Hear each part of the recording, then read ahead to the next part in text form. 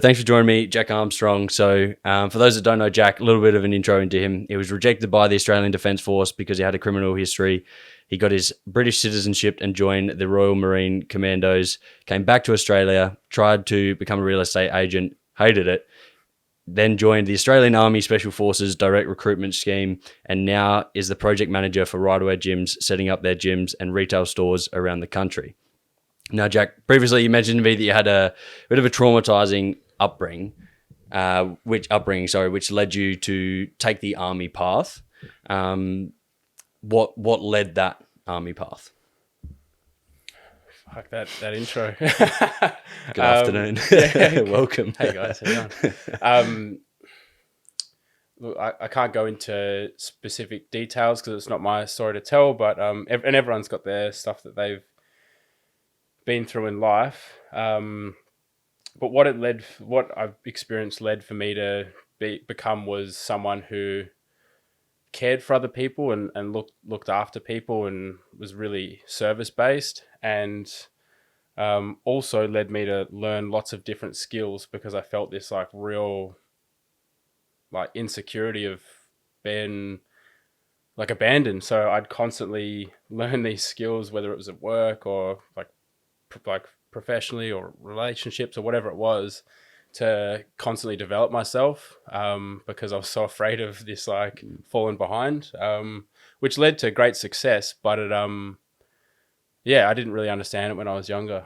Yep. And whether that's maybe the world's healthiest way to pursue sort of things, how have you felt that's is that something that you continue to use and that's how you still kind of apply to your growth, or you have kind of diverted and realized that maybe that isn't the best way of kind of, filling a hole, as per se?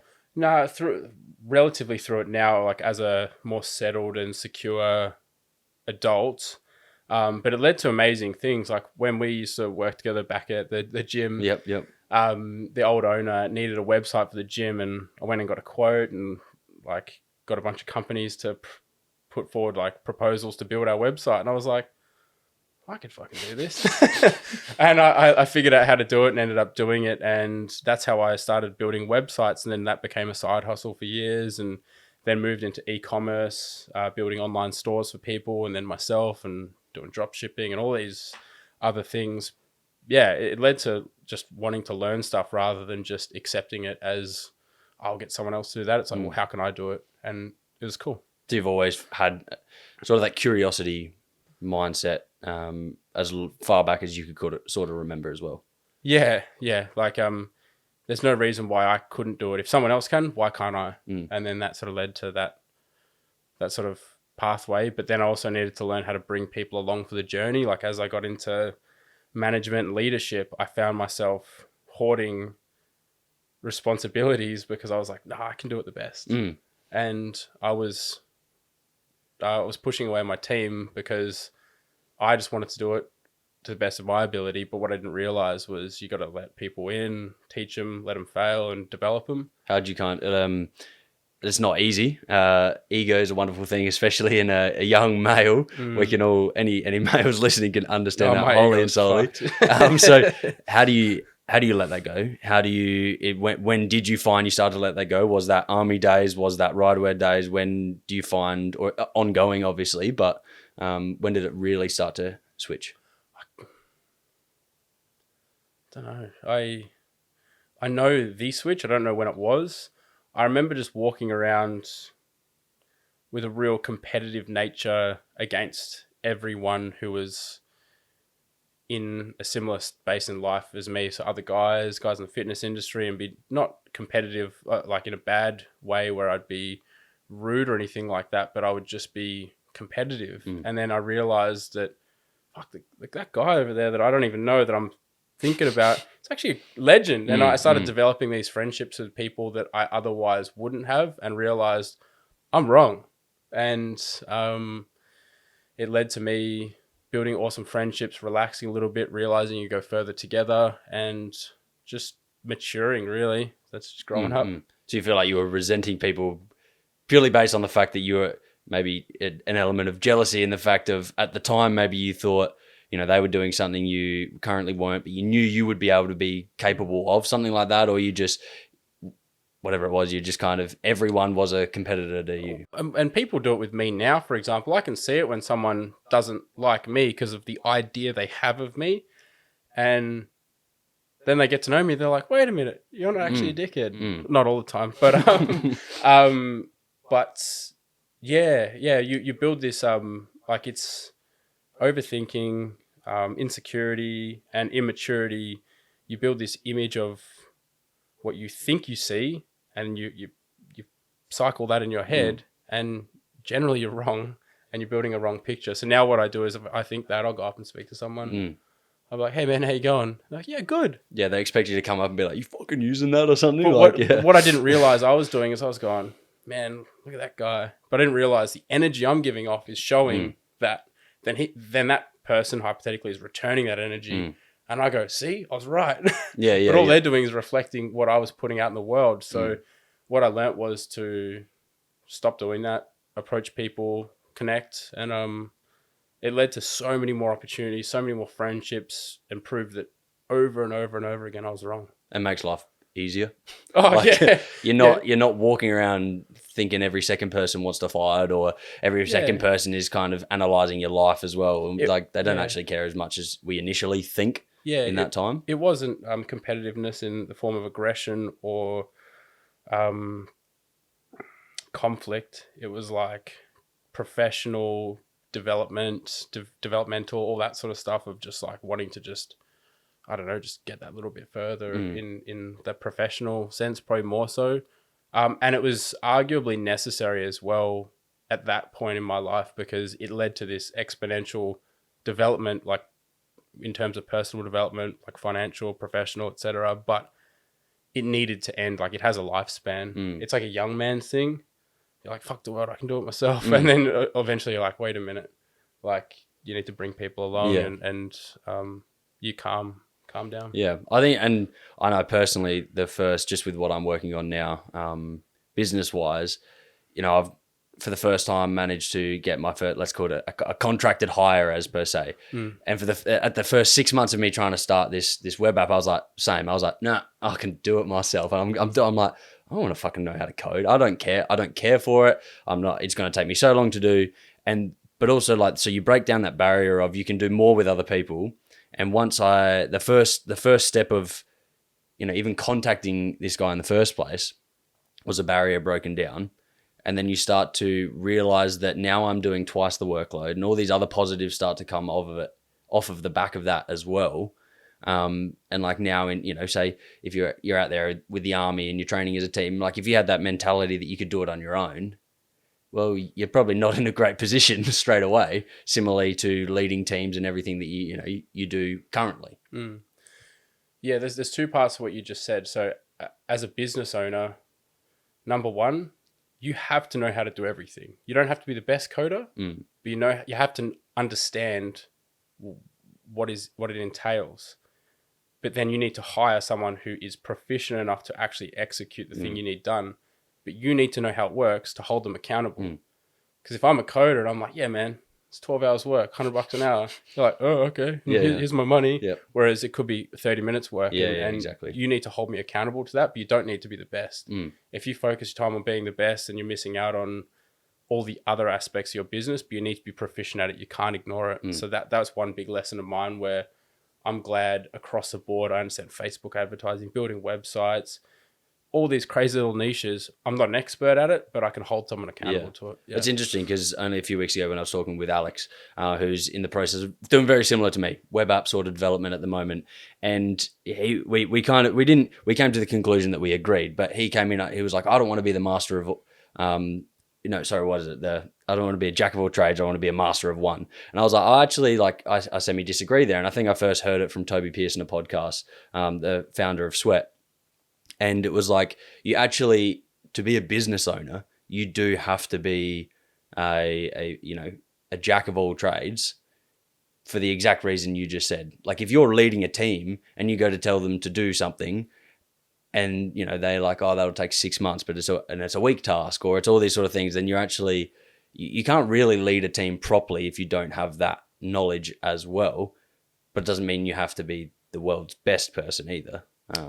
Not at all. I mean, I'm not gonna pump his tires up too much just in case he watches this. But the owner of Riderwear, David, he's above average in pretty much, I'd say, every aspect of the e-commerce space, and he's able to hold his high-performing team accountable to that.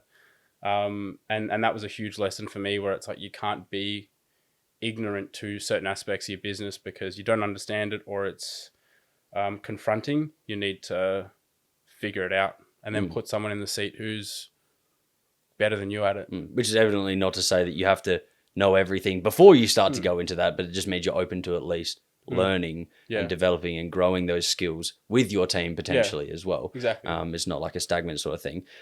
Pulling back to the army for a little bit, what was your kind of reasoning behind, like, it's, you know, you first get declined in Australia, then you make your way across to the UK. Why is that stubborn Jack again being like, I'll prove I can do it? Stubborn, immature. I barely did anything in the UK anyway. So the situation was, when I was like 15, 16 years old, I got expelled. I got expelled from school in year 9, and I was caught up doing silly things and got myself in trouble. And then I started working. Funny enough, I was at Woolies as a checkout chick, checkout person. And as I'm like serving someone, I see Australian Barbell Co. on their shirt. And I said to the lady, "Oh, like, what do you do?" She's like, "Oh, I build gym equipment." And I said, "Can I have a job?" She's like, "Yeah, okay." And then I got a job at 15 years old at a factory making barbells. And then, later on that led to me getting the job at the gym in Glenelg. But so I can't even remember what I was talking about. and like from there, I knew that I wanted to join the military, but I just didn't know how to do it. Went to apply for the Defence Force and got through the whole process. And I was actually for the Navy initially, and they knocked me back on the last step, saying that I was in trouble with the police and I couldn't join for 5 years, which is disheartening. So then I got my British citizenship because my mum is from London, and I just rocked up on the doorstep of the Royal Marine Commandos in, where is it, Exeter or Lympston? Yeah, Lympston down south in the UK. And I was like, I want to join. They were like, what the fuck is this kid?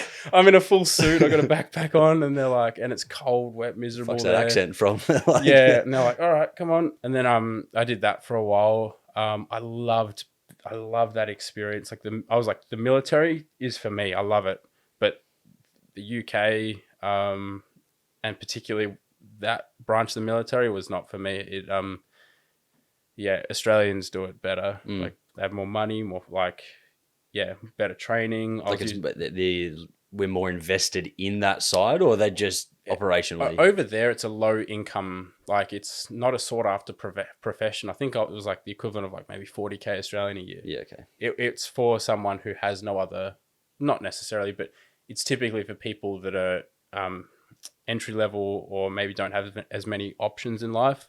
Whereas in Australia, it's a sought after job. Like you can earn good money, you can support a family, you get amazing experiences, good development.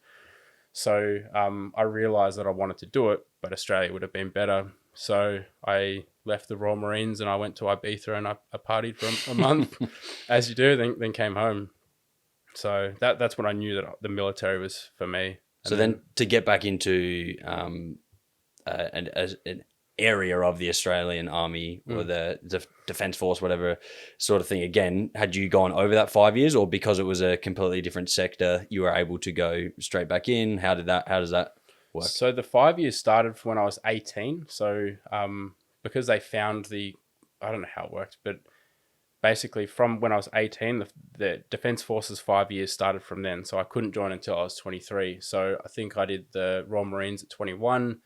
And then I came back and I was like, fuck, what am I going to do now? Went back to the gym where we were and did night school learning, like studying property law. So the, property services and sales and that sort of thing.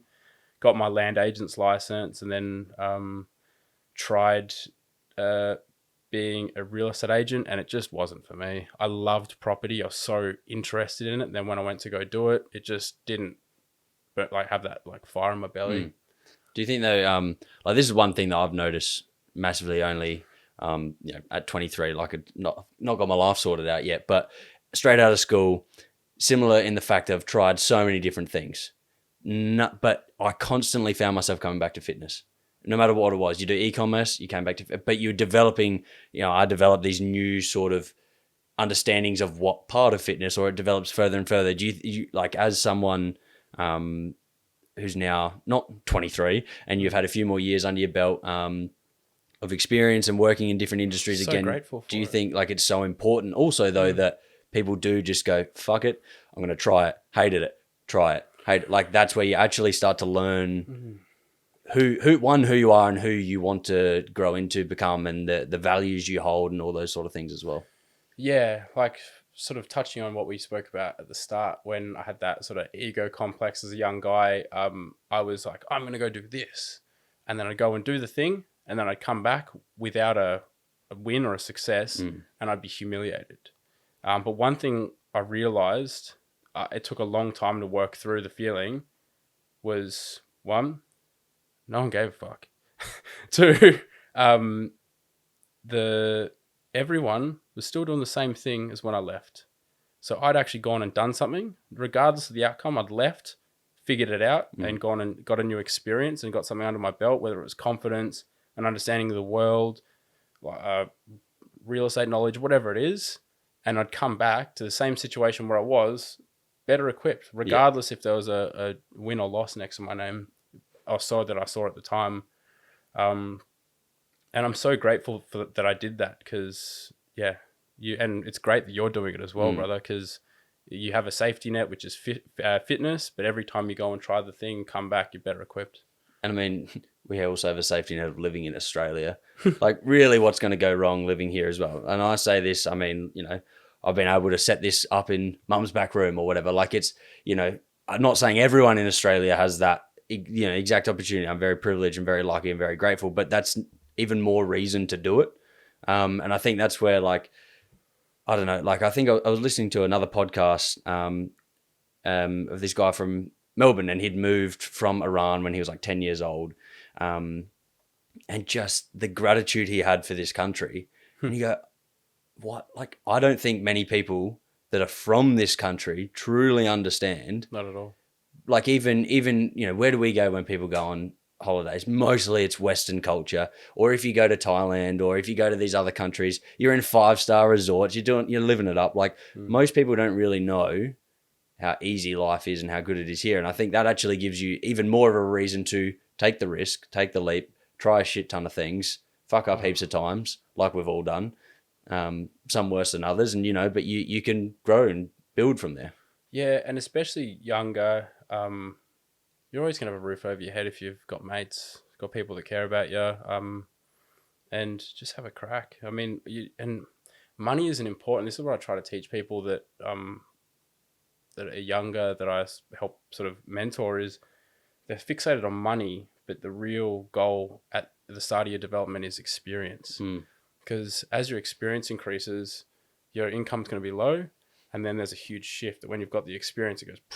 And like we were saying before, that compound interest, but on your experience becomes the money's just going to come. So I look at it like a tool belt. Like, forget the income. Make sure that you can survive. Save money if you can. Awesome. But fill your tool belt up with all these different little things.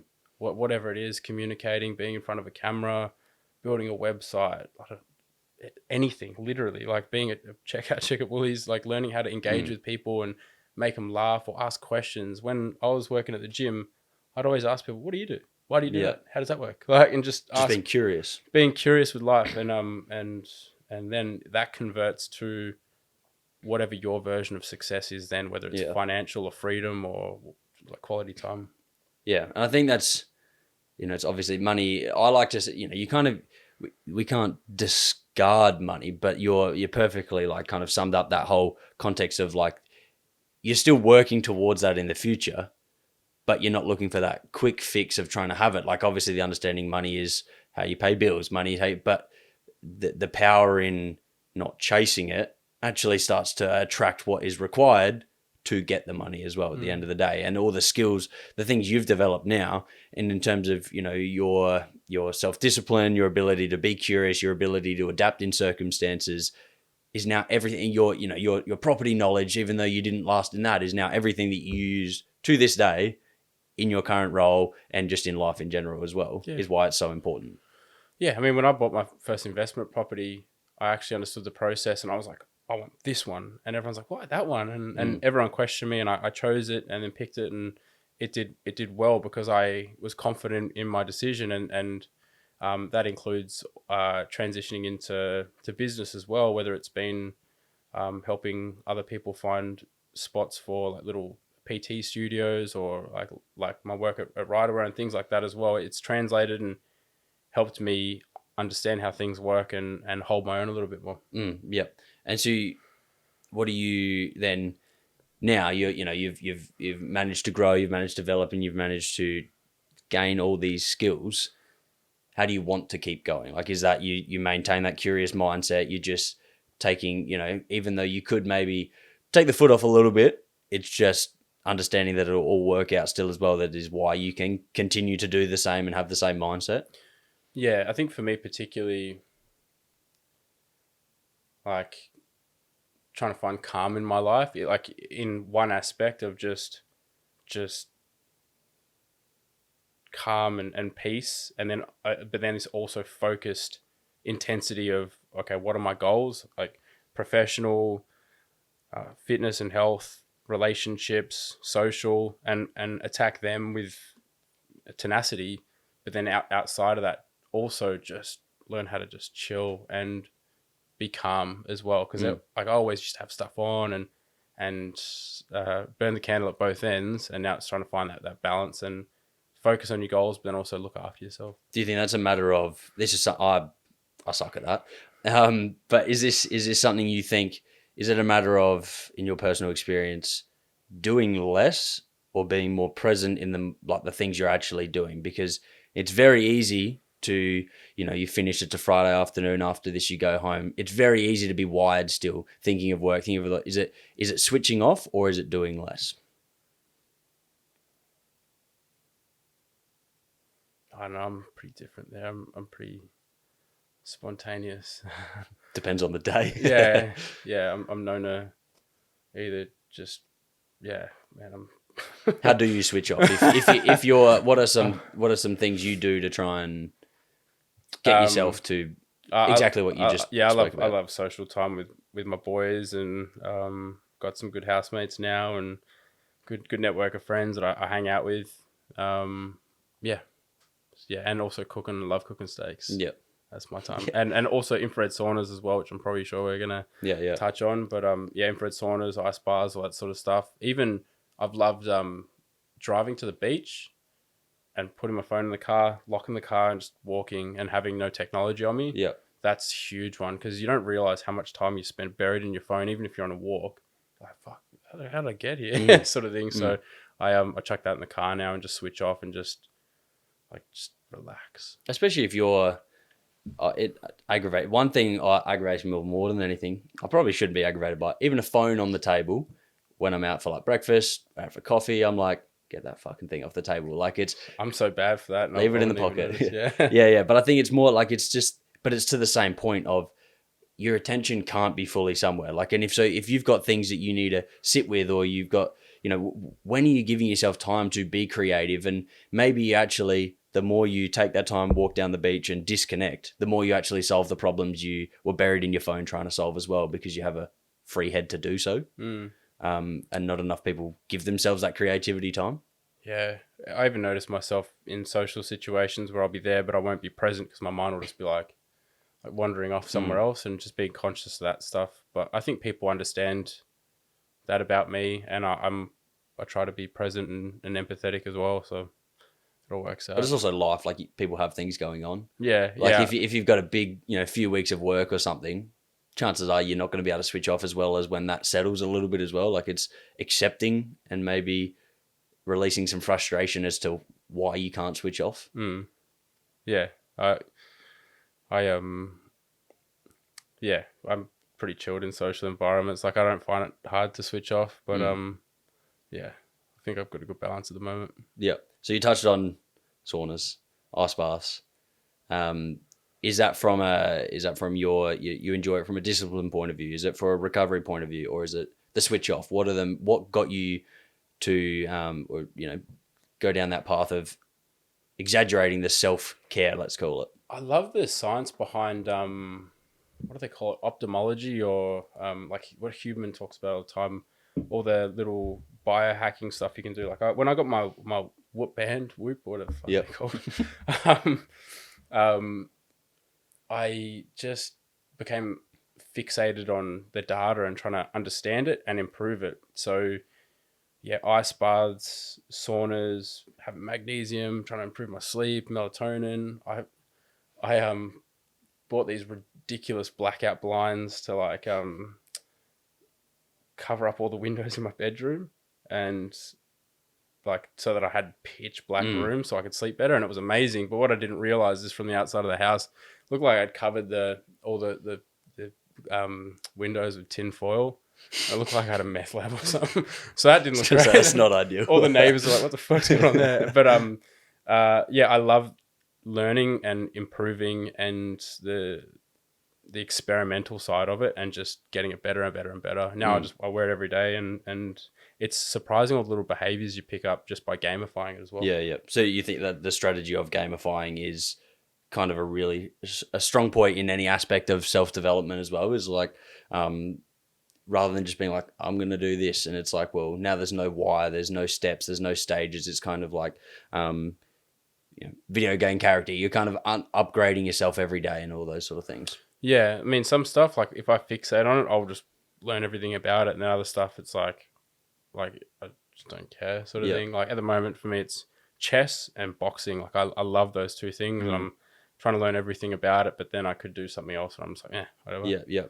Have you tried to because I feel like, some people, they go over the top with trying to optimize recovery, do all this and do all that, to the point where they're just fucking shitting themselves because it's too much, whether it's from personal experience or from others. Do you find that you've ever overcooked it, or you just... No, I think my balance between having fun and looking after myself is somewhat been in line. I mean, I'm known to be quite social, so I think I've got a good balance. Yeah. Do you think that's important for everyone, or is that just your personal...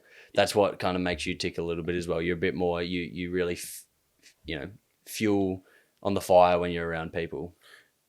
Yeah, or well, just being in the fitness industry and observing other people, it frustrated me with people that, amazing people that just were so focused on routine and eating perfectly and training and recovering, and they had no lives, and it wasn't for anything. Like I respect the hard work and I understand how necessary it is, but then they wouldn't go out for a meal with their friends. Yeah. Like, and it's not like they had a bodybuilding show that they were training for, or a particularly pertinent goal. And I understand sometimes you got to rein it in and say, nah, but I'm saying they never did it. Yep. And I thought, what a waste. Like, I hope those people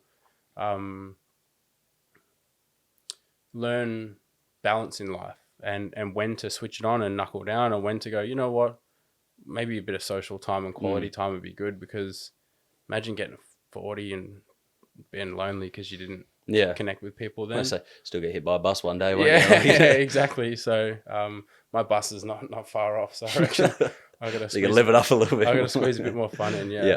I think that's interesting. Like, and you've probably listened to a bit of Hormozy or someone like that himself, and a lot of these people. And I'm much of a person as well. I'm not to that extreme where you never do it as well, but it's...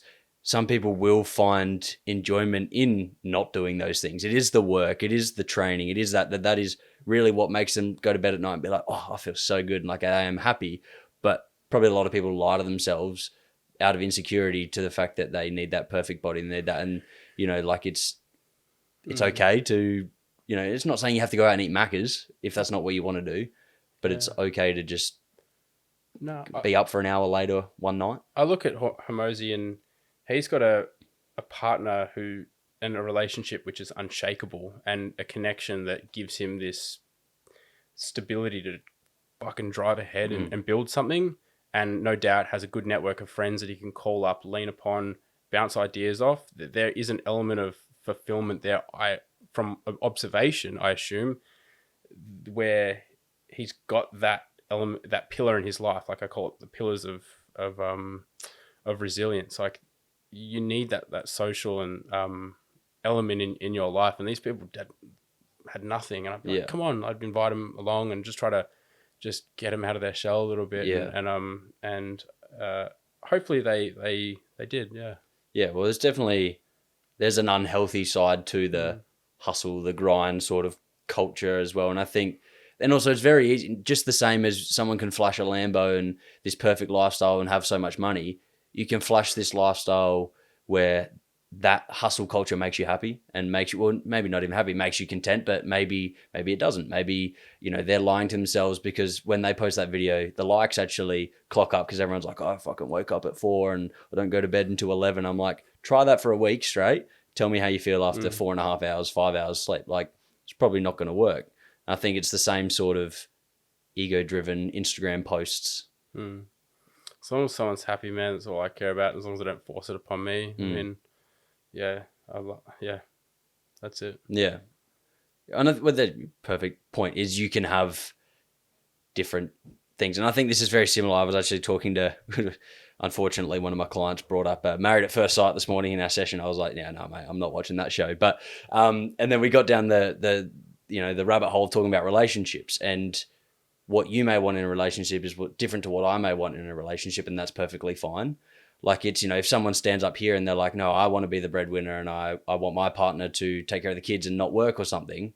And then someone goes, oh, how could you want that? It's like, well, because me and my partner both want it, and that's okay. And vice versa. If they both want their partner, they both want to work and just send the kids to kindy or whatever it is. Okay, well, that's what they want to do as well. And stop trying to step on people's lives and trying to change them and let them do what they want to do and learn for themselves. Yeah.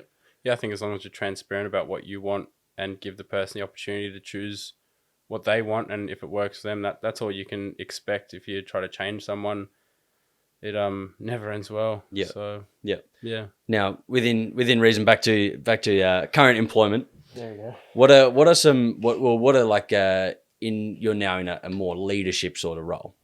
What are some things that are powerful skills that you find, whether you've developed them prior through army, through failure, whatever it is? What are some really prevalent skills that you think are required of a good leader? Whether you've nailed them yet or whether you're trying to do them as well. The one thing that I was taught by Alec, who was our boss, was look at something, smash it on the ground and pick up the pieces, and how would you put it back together to be better? Yeah. And that applies in a business sense. So a lot of people only know what they know, and then if they go and set up a business based on their experience, they just do it the same way with all the same little nuances and the same little problems. Whereas if you want to reinvent it and go, how can I do this completely differently and approach it that way? That's one thing I really enjoy doing. And then having the leadership and people management skills to bring people along with that. Yeah. So you think like they cut the old, you don't need to do things the way they've been done forever, and the whole like, oh, we've been doing it this way just because it works. It's like, well, it could still work better. You could expand, but you have to kind of, they're throwing it on the ground. Like the metaphor there is kind of, you have to almost remove the visual of what you're currently doing, step out of that to see and try and build the thing in a bit better and more improved way as well. Yeah. The amount of times I'll go to get a coffee or go out for dinner or something, and I'll be standing there going, why am I doing it like this? Like you go over here, then you go over here, and you're doing something so convoluted, and you're like, well, this could be done so much better. And just having the ability to step back and go, is this the best way? Rather than just going, this is just how I know it. Yeah. And how, in terms of skill point of, is it communication to be able to talk to other team members? Is it, what sort of skills do you think a good quality leader needs to have to be able to portray that message to the people or actually get them to take action, because it's easy to walk into a room of 10 people, be like, hey, throw a plate on the floor and put it back together better than before. And they go, what the fuck is this guy on about? Like, still how do you, make them want to listen? Is it telling them why? Like, what's... Yeah, that's still something I'm learning how to do now. Communication, bringing people along was always the challenge, and getting people's buy-in. And also the big lesson is, just because you understand something doesn't mean someone else understands it. And just because you understand what you're saying doesn't mean that they are processing what you're saying as well. So really learning how to communicate in different ways and bring people along until the penny drops and they're like, oh yeah. And you see they just get it. Yeah. And that comes with giving them a space to fuck up as well. Like, it's, if you say, let's try this, and their perception of it is wrong, and they go and do the wrong thing, not beating them against the wall and being like, no, but hey, you tried. Yeah. But this is what I meant, and let's twist it and reinvent that. Like, giving them a space to be able to try things for themselves and challenge themselves a bit along a guided path. Yeah. When I speak to business owners, whether they're a tradie or a cafe or whatever it is, and they say to me, I can't leave the business because it'll fall apart without me. It's a job. Yeah. I go, okay, well, no, I disagree. The business owner should be able to remove themselves from the business. I'm not saying they should, but you should be able to walk away. And yeah, there's going to be a dip in productivity. Maybe there's going to be an understandable dip, but that dip is a learning opportunity. People step up, people find solutions, people feel empowered in their role, and you've got to pull back a little bit and give people a chance to like take responsibility. Yep. If you're there looking over their shoulder going, no, you have to do it this way, you lead people to just clock out mentally. Whereas if you step back, let them mess up a little bit, revisit, go, hey, like, where do you think you went wrong? Here, cool. What are we going to do next time? This, move forward. Yep. Give them a chance. There's no like problem with failing. Like, that's amazing. We learned a lesson. Cool. Move forward. But the people that are like, no, I can't leave my team because everything will fall apart. I'm like, well, that's not a business. That's a job. And then learning how to build a team where you can take a day off and trust that the job's going to get done. Yeah. Or they'll figure it out. Yeah. So part of that, I guess, then it doesn't even just fall on the person probably either. Like, if you've, let's say, regardless of business, you've hired this person, you want them as your head of marketing, and you're over the top of them pulling the strings. Either you suck at hiring because you've put someone in that's completely incapable of what you wanted them to do, or maybe you haven't trained them well. Like, if the reason that they're not getting the results you're after actually is probably a reflection of the person that put them there in the first place. Like, maybe you put them in the wrong area, or maybe you haven't onboarded them well enough and they don't understand. Like, I think it comes back to you're roughly putting out there to be accountable for your actions as well, though. It's very easy for a business owner or someone in a leadership role to blame the people below them, but maybe absorb it yourself and first analyze, have I done something wrong? And then after that, if you're like, genuinely, you could be, I don't think so, then we can have that conversation about where that happened. One of my favorite books is Extreme Ownership by Jocko Willink. And it's about the philosophy of taking responsibility for everything. If someone on my team fucks up, what did I not do well enough to make sure they didn't fuck up? Yep. And not blaming that person necessarily, but going, what did I not do to give them the tools they needed to get the job done? Or maybe I've put the wrong person in that position. Yep. And always stepping back and taking responsibility, not beating yourself up. But if I sit here and point fingers, that doesn't solve anything because I can't change that person. But if I point the finger back at myself and go, what could have I done? I can retrain that behavior. I can fix it. I can learn, and then you move forward with a lesson. And then that person doesn't feel attacked either. Yeah. If I step up and go, hey, it's my bad, I should have given you more information to get the job done. They go, oh, wow, he's actually got my back. And then they have more buy-in to then come along for the journey with me or whoever the leader is at that time as well. So that was a huge lesson for me. So actually then you're trying to grow the person. That is a role of being a leader as well, is not just to pull the strings and keep them in the same place. It's like, I actually hope you grow and expand, because at the end of the day, they're still going to come back and help the business that, or whatever it is, the sports team, if the athlete is growing or the person on the bench is growing, like, and eventually they make it to the field, you've just improved it. And you never know who might quit. You might need that backup person to have grown and become a better version of themselves as well. And my biggest lesson from my life so far is you can be a leader at any level. Like I had a story about two departments in a corporate environment, let's call it floor 1 and floor 2. Floor 2's performance was always better than floor 1's, and no one knew why, because they had the exact same amount of staff. They did the exact same thing, same amount of sales, etc. But the floor 2 always performed better, and they looked into it. And the lady that went around and served the coffees every day knew everyone's name, asked how their kids were, what did you get up to on the weekend, like how's your day going, and just engaged with them, and felt like made them feel so much more purpose and fulfillment, that they worked harder and they enjoyed coming to work. It was a whole different experience. And that's arguably the person who's the lowest level employee there. Yeah. However, they're impacting so much change because of their behavior. That's leadership. Yeah. Being at the top and telling people what to do, that's management.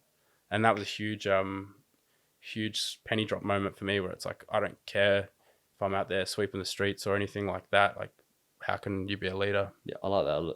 It's not leadership, it's management. I think that clicks a little bit for people in understanding and visualizing what that leadership and management, what are the actual differences. It's not saying you shouldn't still manage and whatever that role means, but it's not pulling the strings as per se. In the concept of then, you've touching on, I guess that's culture there a little bit as well.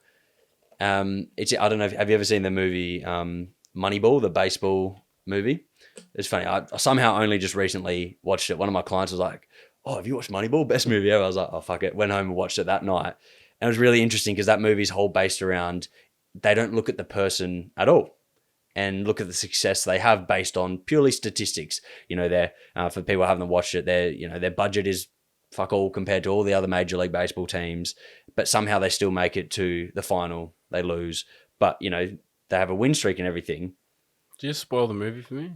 They lost the final. You said, yeah, unlucky. If you haven't watched it, it sucks for you. But so you've just talked about culture, and in that scenario, it's very much, we don't care about culture. It's just what makes that happen. Do you think part of culture is results though as well? Like it's pretty hard to have a really good culture if at first, like, is a bit of a catch-22 as well. Like you're somewhere in what comes first, the chicken or the egg. It's like you need good culture, but maybe good culture comes down to some form of results as well, or what? Well, you need money to pay rent, you need money to pay wages and put the lights on. So results is baseline. You need results. I mean, cash flow. You need. Yeah. Money is the scoreboard in business. In most cases that I can think of right now. And that's the bottom line. However, culture amplifies that. So, and in cases where, like, let's say you've got a startup business and you're going to go into a cash flow, like, negative situation initially and then rebound, culture is important, because, like, it's not about necessarily making money immediately, but building framework and then getting cash flow positive. But at least with the businesses that I've been involved in, opening the doors every day is the focus, and then you build culture from there. Yeah, so culture kind of helps you sustain that long-term success. Yep. Which obviously, in the where you're working at the moment, they've been around and continually growing with success. So clearly culture is a pretty strong point around that as well, and something that the teams, the individual teams throughout the organization, the company are working on as well. What we've got culture, obviously cash flow. What are some other, if someone is maybe more early days in the business, do you think some key, because you've been involved in a variety, whether it was through your own or through someone else's, key sort of things that people should focus their attention to? It's funny. So when I was back at the gym in Glenelg, the owner at the time said to me, "Do you know what an EBITDA is?" And I was like, "Nah." Who's that? Yeah. He said, "It's an accounting term. I want you to do some homework tonight and come back to me tomorrow and teach me what it is." And I was like, what the fuck? He always gave me all these projects, and I was like, man, fuck this guy. He always made me read a book in 2 days or shit like that. And I was like, fuck, man, I'm clocked out. Just tell me what it is. Yeah, but they were very important lessons. Now I realize. And yeah, it just like I'd go away, I'd learn the thing, and I'm like, why did you make me learn that thing? And then that is the underpinning number that you value most businesses with. So it's earnings before interest, taxes, depreciation, and amortization. So that's like a signal of profit. And then you multiply that number based on the industry to value a business. So little did I know he was grooming me to buy the business, but like, but it was a really important lesson. So now when I do what I do, I think about that first. So I begin with the end in mind. So it's always, a numbers focus. You try to get things as healthy as possible, and then you're building a good business. Yeah. Well, once again, the cash flow is important as well. So, then the important, like, how do you, through your experience, come to the conclusion of pricing something then as well? Like if you're working it backwards and you go, whether it's a gym membership or whether it's a e-commerce store and, drop shipping, whatever it is, if you've got all these numbers running through, what's the process of going, all right, how do I actually price this thing? Because one, I need to be profitable, obviously, cash flow, like we just said. But, you don't want to be, positive 50 cents. Man, this is so different between e-commerce, a service-based business. Yeah, man, that's that's something you gotta figure out. E-commerce is a wild one because you got to figure out all the costs that go into selling that product, but then you've also got to consider the lifetime value of a customer. It's it's a whole nother conversation. But I would, in e-commerce, find product to market fit, make sure that the product you want to sell people want to buy before you go fucking spend your life savings and go down that road. And then you figure out how to market it, figure out how much it costs you to sell it, figure out if it's a repeat purchase, and then the price will fluctuate based on that. And then you'll know what to sell a product for. For a service-based business is much easier. You got your outgoings. You got to figure out how much it's going to cost you to, like, if I want to set up a business, no matter what it is, you run a P&L projection. You figure out rent, wages, all your operating costs to run that business. Then you figure out, okay, how much do we need to make to achieve a healthy number? And then you okay, how many customers are we going to have? And you just have to work the numbers back from there. Yep. Switching back, you talked about Jocko's book not too long ago. Love Jocko. He's absolutely amazing. I mean, if you're a young bloke looking for a place to find your place in the world, that's probably a good place to start as well, as people like Jocko or something like that as well. It'll put you in your place pretty quickly. What are some tools? What are some books even? What are, how are you learning? Like, it's very easy to smash through a book and read it. Cool. Excellent. How are you applying that knowledge? How are you ensuring that you actually remember what you've just absorbed as well?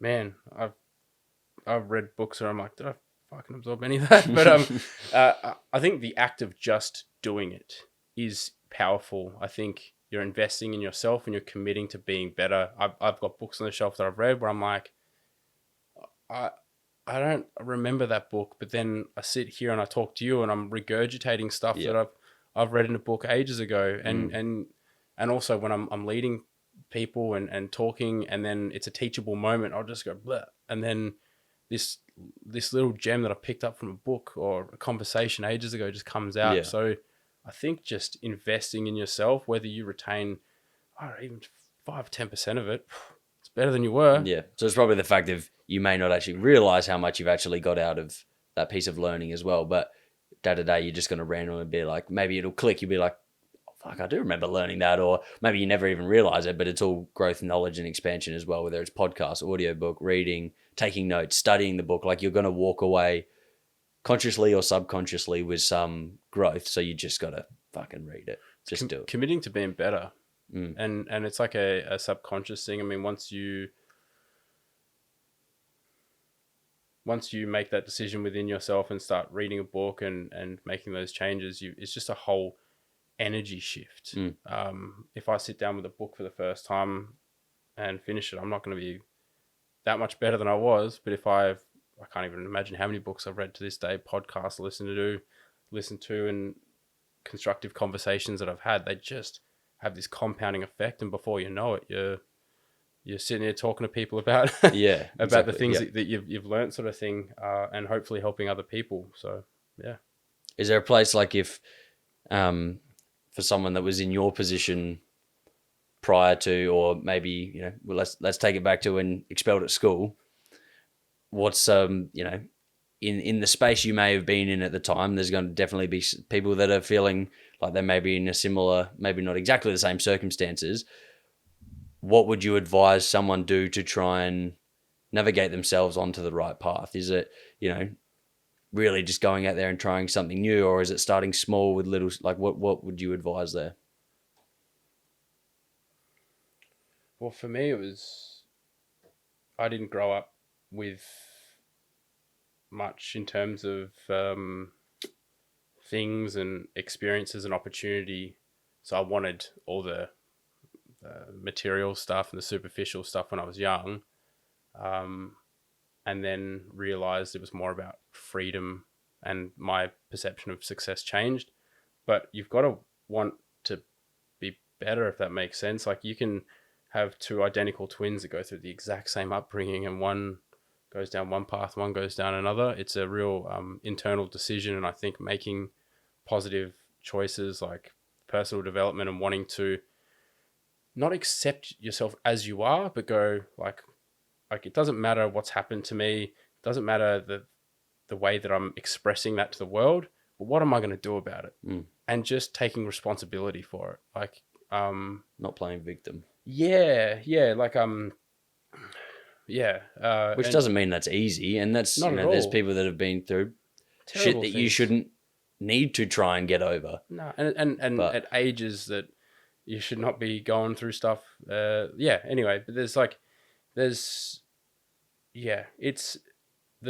when I speak to someone and they go, "Oh, it's just the way I am," I go, "No, it's not." there's things, there's reasons, there's... I'm just an angry guy. Yeah. No, No. that's not okay. It's a cop-out, an excuse. So I feel it's your responsibility to just keep on developing. And for me, I want to be the best father I can be one day. Like, when I've got that opportunity and blessing to have a family, I don't want to pass on anything unnecessarily to my child. I want to lead that child. I want to make them the best man or woman they can be. Yeah. I don't want to just be like, oh, well, I had a shit upbringing, so here you go, and handball it to them. That's why it continues. That's why we constantly see someone that comes from a household like that. The chances are there's a much greater chance you might end up in a rougher scenario, but once, like you've described, doesn't mean you will, but you don't want to obviously, reproduce and make that happen again, or increase the likelihood that happens to someone like that. And you can't completely control that, and you got to go with the flow. But I think if you make an effort and improve yourself, it's just one step better. And to me, the meaning of life is to pass on information and to teach others. And if every generation is a little bit better, then we're doing our job. And that's, I think, that's powerful. I know that's something I consciously try and think of, is like, what position I've been blessed with, what my parents have been able to give me, and I'll never not say that. But what can there's still always improvement, and there's always, what could the next generation do, or whether it's giving back to the world or whatever it is as well. The concept, I'm sure you're familiar with, like ikigai or whatever it is, Japanese concept where, it's what the world needs, what you enjoy, and what you can make money from, sort of thing, at a bare bones basics. There's obviously more layers to it as well. How important do you think that is when it comes to, like, it's, do you think that's maybe sometimes why you've not had the success in your e-commerce as much as you maybe had thought initially? I know personally, I started drop shipping. I'm like, what the fuck's the point? I'm selling someone a fidget spinner. Like, it's not changing their life. Like, and so I don't feel there's no sense of fulfillment there. Do you think that's sustainable? You're learning skills that you're now applying in other ways in life, and provided you're not ripping people off on the internet and it's all ethical and above board. It's all just all a lesson. Like, I made a killing selling like those bulletproof army vest Oh, yeah. looking things that you put weight plates in and do like CrossFit workouts. In COVID, I opened up a store. Actually, I was going to open up someone asked me to build them an e-commerce store, but I'd never done it before. But I was like, I know I can do it. Same comment again. And he had a bricks and mortar store in Adelaide selling I think it was scuba diving gear. And he came to me like, can you build a website? And I was like, yeah, I can do it. He's like, have you done a website before? And I was like, oh no. And he's like, sorry, man, I'm not gonna do it then. And I was like, leave it with me. I built a website called Tactical Warehouse. Put all these products in there, plugged it in as a drop shipping store, just as like an example of like, this is what I can do. I built it in like 2 days. Like I sat there and smashed it out. It was a sick website. I woke up and the motherfucker was selling products, and I'm like, what the hell? I was like, what the fuck? And before I knew it, I scaled the ads up, learned how to do Facebook advertising, and before I knew it, I think I turned over 26K in the first month. And I was like, whoa, man. And then with COVID and shipping and all those things, it died in the ass. But it was an awesome lesson. I was like, this is a thing. Like, this works. And and it showed me, how to build a website, product selection, how to present a product, improving the checkout process, Facebook advertising, email advertising, etc. Yep. All from like an accident. Do you think like so slight double-edged sword there? So like you've obviously the skills, the knowledge, the expansion, everything you've gained off that is amazing. Back to what probably more the point of the fulfillment. Do you think had that been something that that really made you tick, you would have figured it out? Or do you think you just went, no, that shit just went balls up? Like it's COVID is COVID, and that's like more to the, is that fulfillment required? The best way to describe it is I've been searching for like a fire in my belly my whole life. And that's why when I went to the UK, I was like, nah, this ain't it. Don't know why. This ain't it. Go to real estate. This ain't it. I don't know what else to say. And just sat there and had some uncomfortable conversations because I said I was going to do something, gave it a go, and it wasn't for me. And it's funny, before I got my current job at Riderwear, I was pretty lost. And I was like, what am I going to do? And someone said, what's your perfect job? And I said, setting up gyms. I'd love to do that. Just the whole process of just figuring it out. And then within a week or two, I had that exact job like offered or presented to me. And I was very lucky for that because it came at a time where, it was really impactful for me. But you wouldn't have found that without trying. But I needed variety. I needed to build my tool belt to get there. He's not going to hire someone who doesn't have that diverse range of skills to do a job like that because it is everything. Yeah. There's a lot of different little facets in it. And I'm very lucky to have the opportunity because it's a very unique and unusual job. Yeah. So for anyone that's then what we've kind of just summed up there is if you're lost, no matter what age, whatever it is, it's like you go out there, try a shit ton of things, figure out they're maybe not for you, or maybe you find what's for you. But either way, you're going to learn loads of skills along the way that are going to just surmount to much greater success. They're going to compound, just like compound interest, and into whatever role, and eventually that'll kind of come together, just like it has for you with your your current position. But also that's going to still be a continuation. I'm imagine in the future as well, the skills you're developing now, like in 15 years could lead to the next thing as well. Yeah, it's a constant journey, and just never being done. And always looking for new stuff to do and new challenges, and it's just all like you got to love developing. For me, like getting a career job and clocking in, clocking out, going home, having a dinner in front of TV, it's not for me, man. No. So how do you then being employed? How do you go with that side of things? Or because you're in a leadership role, you kind of feel like that challenge of the whole 9 to 5 clock in, clock out doesn't really occur too much in your role?